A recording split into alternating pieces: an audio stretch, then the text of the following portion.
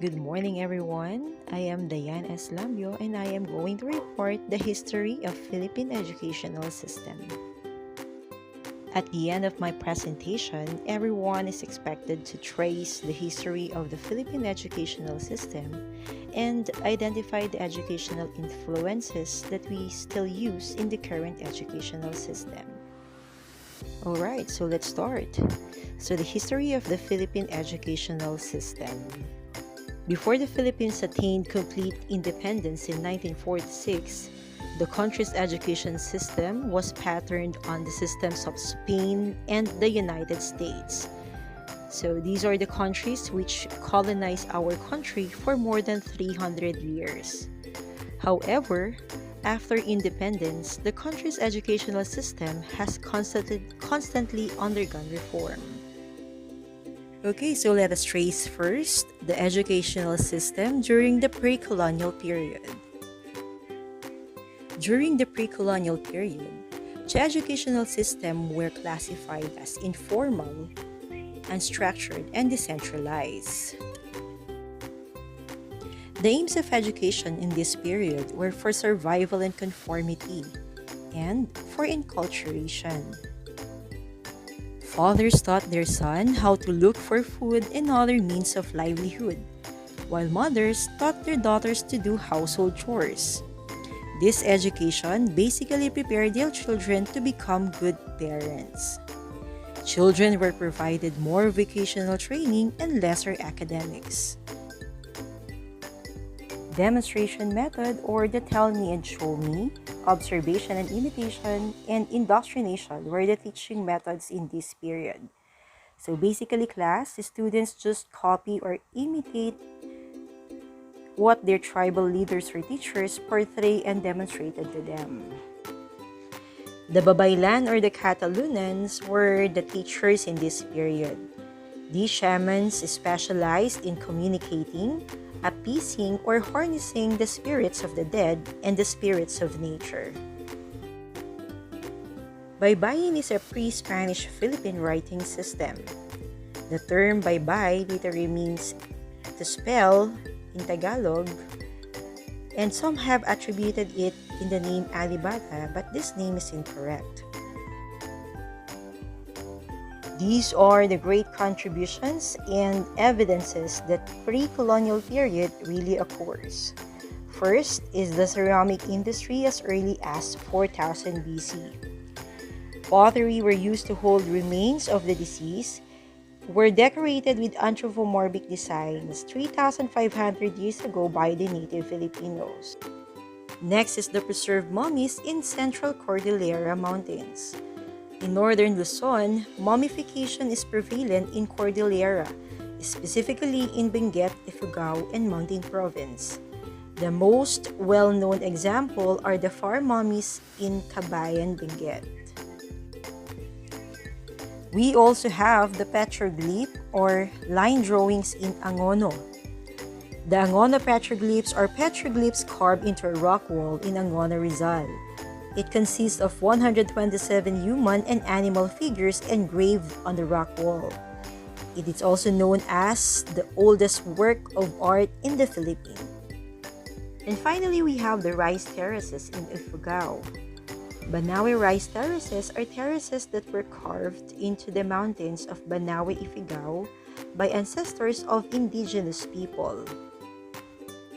Upon knowing these great contributions and evidences, what do you think these evidences mean? Well, it only shows how great our ancestors were. Even though they don't have formal education, they were able to create these magnificent structures, and these structures were preserved and considered a great work of art. Let us now move on to the Spanish period, way back 1565 to 1898. For 333 years of Spaniards' colonization, education is one of the greatest contributions that these colonizers left in our country. Formal education was brought to the Philippines by Spaniards, which was conducted mostly by religious orders. Upon learning local languages and writing systems, they began teaching these three educational aims: indoctrination of Christianity, Spanish language, and Spanish cultures. Through these religious orders, the first schools and universities were opened as early as 16th century. These are the pillars of education during the Spanish period. Spanish missionaries established schools immediately after reaching the island. The Augustinians opened a parochial school in Cebu in 1565, followed by the Franciscans, who took the task of improving literacy in 1577. Aside from the teaching of new industrial and agricultural techniques, the Jesuits followed in 1581, as well as the Dominicans in 1587, setting up school in Bataan. The church and the school cooperated to ensure that Christian villages had school for students to attend.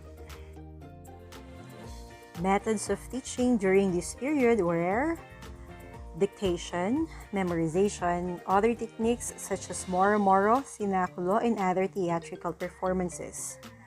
Moro-moro is also called comedia. It is the earliest known form of organized theater in the Philippines.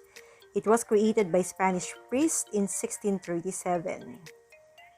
Then, sinaculo or cenacle is a nationwide event that helps devote locals really biblical events pertinent to the life, tribulations, and ultimate sacrifice of Jesus Christ.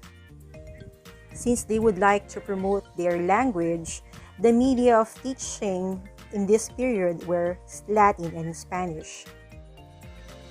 The types of education during this period were authoritarianism, teacher-dominated, subject-centered, and imposition of severe discipline.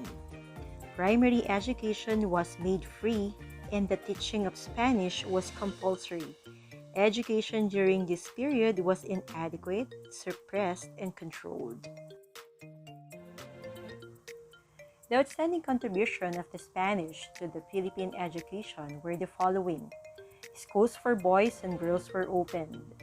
Colegios were opened for boys, ostensibly equivalent to present-day senior high school.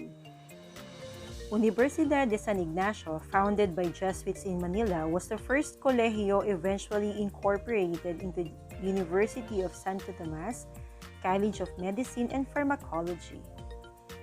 There were two types of schools for girls. The Beaterio, a school meant to prepare them for convent, and another meant to prepare them for womanhood. During this period, printing press was introduced. Doctrina Christiana, Chinese language version, was the first book printed in the Philippines in 1590. And Tomas Pinpin was a printer, writer, and publisher from Abukay, who was the first Philippine printer and is sometimes referred as the Prince of the Filipino printers. Pinpin is remembered for being the first Philippine personage to publish and print a book, librong pag-aaralan ng mga Tagalog ng wikang Kastila. In 1610, entirely written by himself in the Old Tagalog orthography. And lastly, the Educational Decree of 1863. The decree mandated the establishment of at least one primary school for boys and one for girls in each town under the responsibility of municipal government. It is also established a normal school for male teachers under the supervision of the Jesuits. The education was free regardless of race or social class.